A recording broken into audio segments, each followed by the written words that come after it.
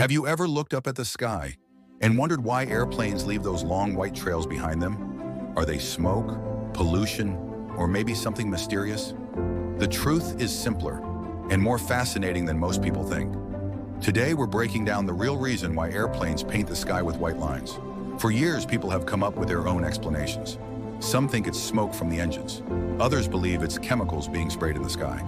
But science gives us a very different and much less scary answer. The white trails are actually called contrails, short for condensation trails.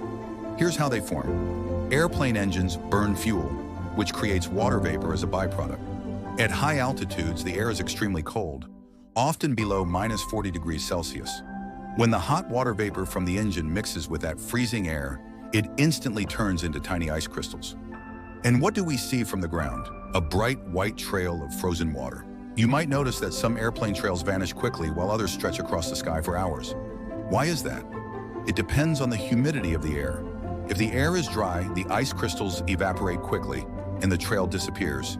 If the air is moist, the ice crystals last longer and the contrail spreads wide across the sky. Contrails might look unusual, but they're not smoke and they're not harmful chemicals. They are simply frozen water droplets, just like clouds. In fact, scientists say contrails are actually a type of man-made cloud. Now here's the interesting part. While contrails themselves are harmless, when they spread out, they can trap heat in Earth's atmosphere. This means they may have a small effect on climate change, similar to natural clouds. So while they aren't dangerous to people, scientists are still studying how they affect our planet's temperature. So the next time you look up and see a white line behind an airplane, remember, it's not smoke and it's not chemicals. It's just water vapor turning into ice and a little bit of science happening right above your head. But now I want to hear from you.